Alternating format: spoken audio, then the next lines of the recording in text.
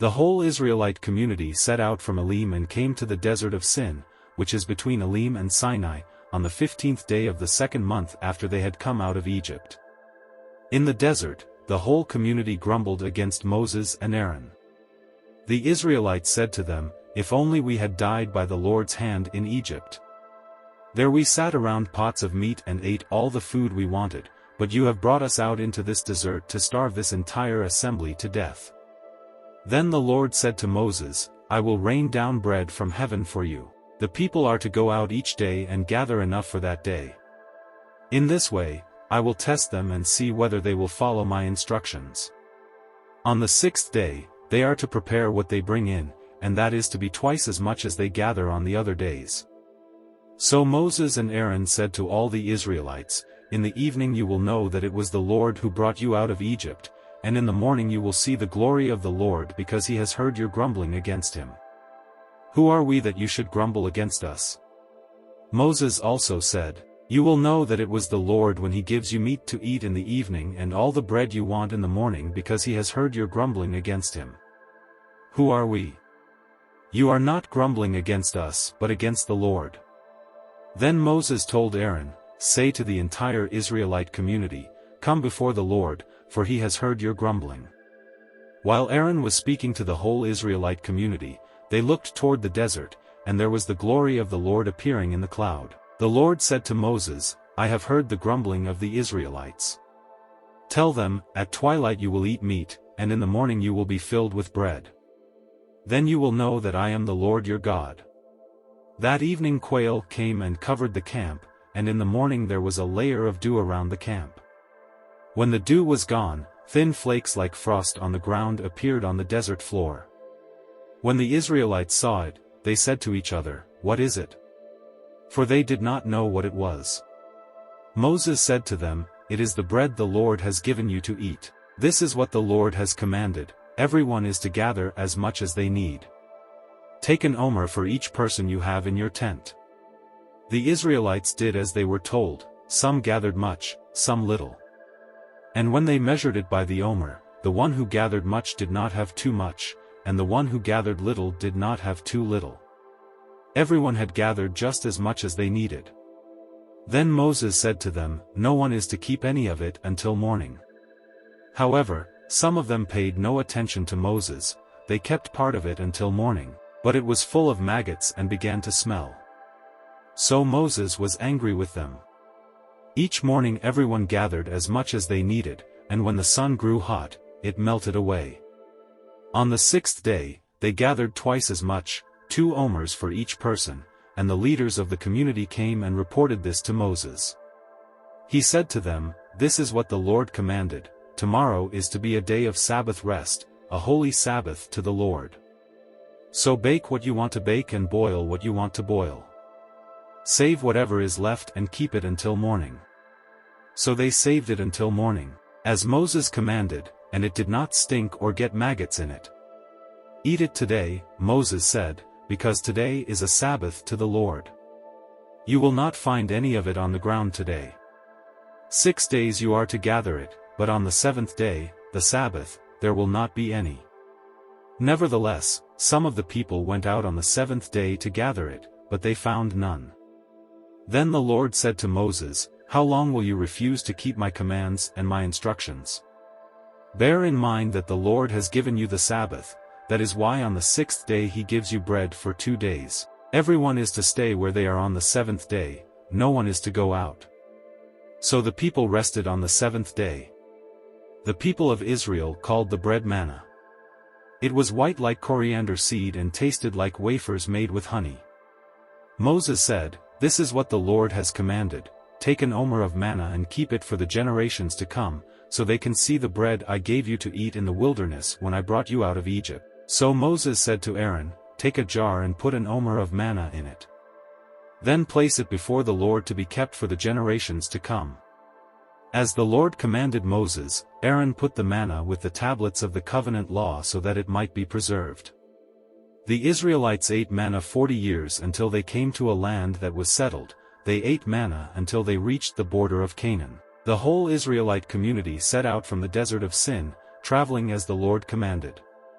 They camped at Rephidim, but there was no water for the people to drink. So they quarreled with Moses and said, "Give us water to drink." Moses replied, "Why do you quarrel with me? Why do you put the Lord to the test?" But the people were thirsty for water there, and they grumbled against Moses. They said, "Why did you bring us up out of Egypt to make us and our children and livestock die of thirst?" Then Moses cried out to the Lord, "What am I to do with these people? They are almost ready to stone me." The Lord answered Moses, "Go out in front of the people. Take with you some of the elders of Israel and take in your hand the staff with which you struck the Nile, and go. I will stand there before you by the rock at Horeb. Strike the rock, and water will come out of it for the people to drink." So Moses did this in the sight of the elders of Israel. And he called the place Massah and Meribah because the Israelites quarreled and tested the Lord, saying, "Is the Lord among us or not?" The Amalekites came and attacked the Israelites at Rephidim. Moses said to Joshua, "Choose some of our men and go out to fight the Amalekites. Tomorrow I will stand on top of the hill with the staff of God in my hands." So Joshua fought the Amalekites as Moses had ordered, and Moses, Aaron, and Hur went to the top of the hill. As long as Moses held up his hands, the Israelites were winning, but whenever he lowered his hands, the Amalekites were winning. When Moses' hands grew tired, they took a stone and put it under him, and he sat on it. Aaron and Hur held his hands up, one on one side, one on the other, so that his hands remained steady till sunset. Thus, Joshua overcame the Amalekite army with the sword. Then the Lord said to Moses, "Write this on a scroll as something to be remembered, and make sure that Joshua hears it, because I will completely blot out the name of Amalek from under heaven." Moses built an altar and called it "The Lord is my banner." He said, "Because hands were lifted up against the throne of the Lord will be at war against the Amalekites from generation to generation." Now Jethro, the priest of Midian and father-in-law of Moses, heard of everything God had done for Moses and for his people Israel, and how the Lord had brought Israel out of Egypt. After Moses had sent away his wife Zipporah, his father-in-law Jethro received her and her 2 sons. One son was named Gershom, for Moses said, "I have become a foreigner in a foreign land," and the other was named Eleazar, for he said, "My father's God was my helper, he saved me from the sword of Pharaoh."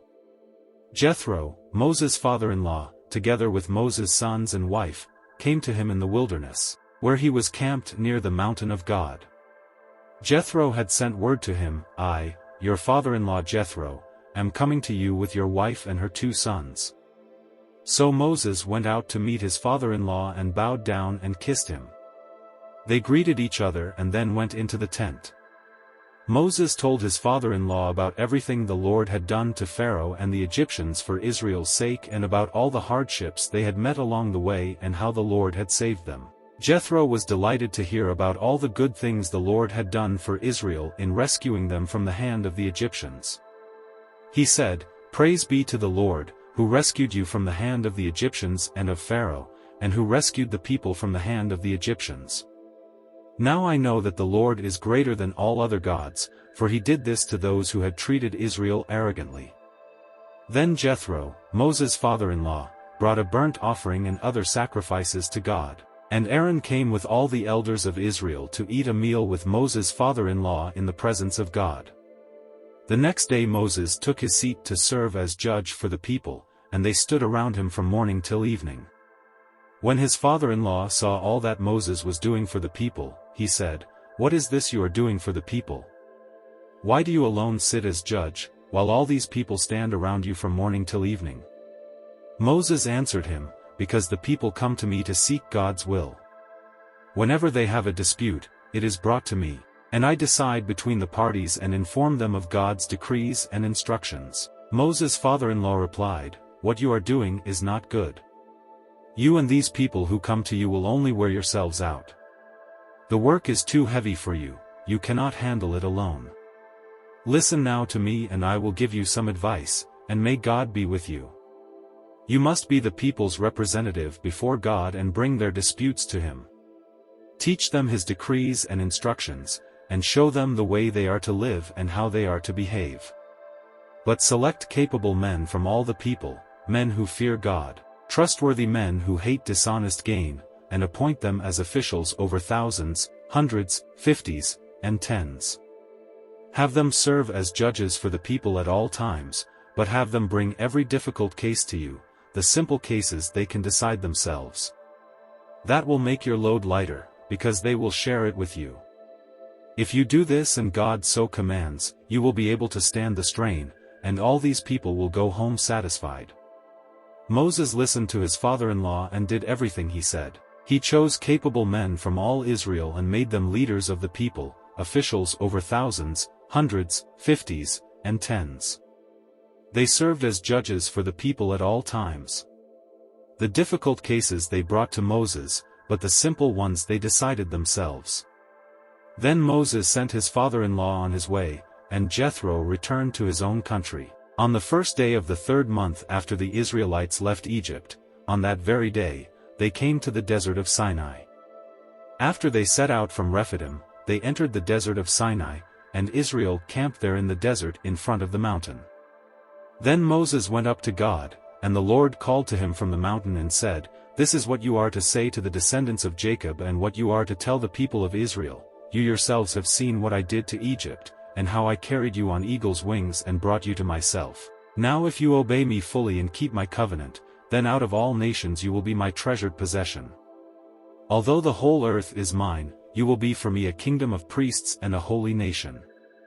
These are the words you are to speak to the Israelites." So Moses went back and summoned the elders of the people and set before them all the words the Lord had commanded him to speak.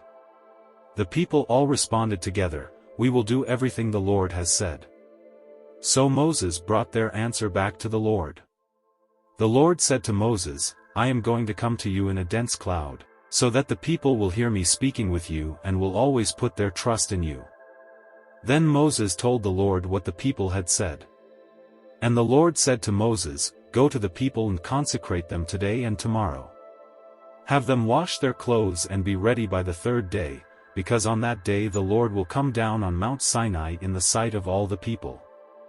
Put limits for the people around the mountain and tell them, 'Be careful that you do not approach the mountain or touch the foot of it.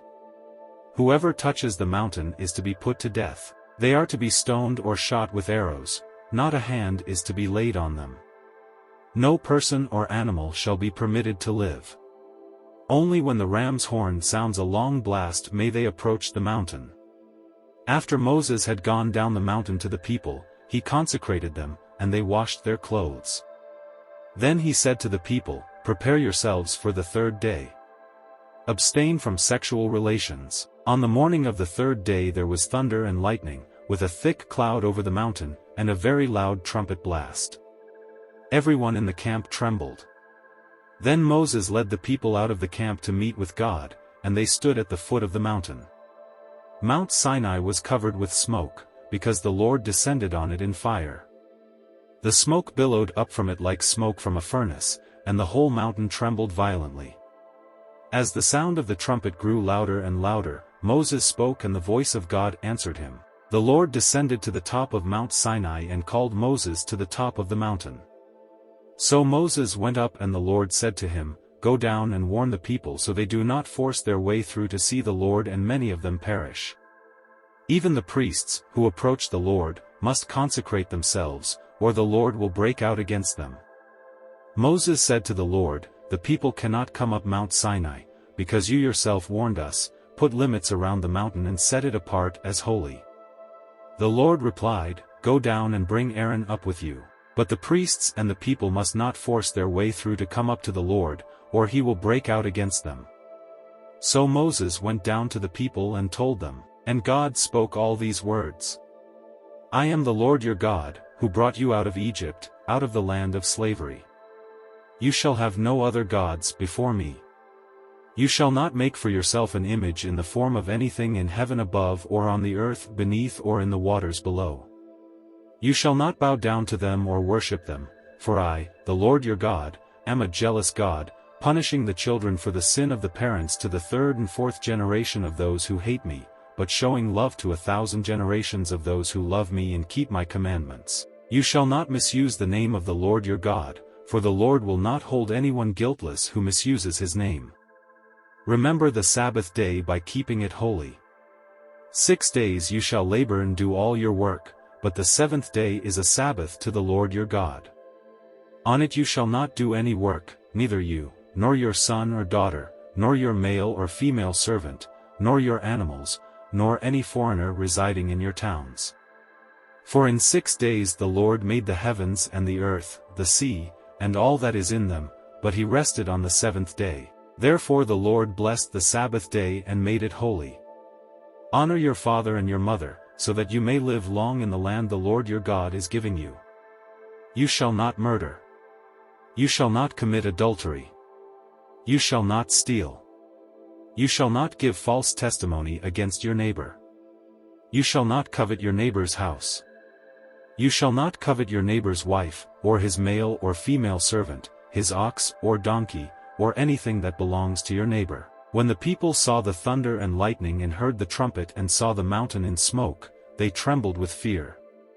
They stayed at a distance and said to Moses, "Speak to us yourself and we will listen. But do not have God speak to us or we will die." Moses said to the people, "Do not be afraid. God has come to test you, so that the fear of God will be with you to keep you from sinning." The people remained at a distance, while Moses approached the thick darkness where God was. Then the Lord said to Moses, "Tell the Israelites this, you have seen for yourselves that I have spoken to you from heaven. Do not make any gods to be alongside me, do not make for yourselves gods of silver or gods of gold. Make an altar of earth for me and sacrifice on it your burnt offerings and fellowship offerings, your sheep and goats and your cattle. Wherever I cause my name to be honored, I will come to you and bless you. If you make an altar of stones for me, do not build it with dressed stones, for you will defile it if you use a tool on it. And do not go up to my altar on steps, or your private parts may be exposed.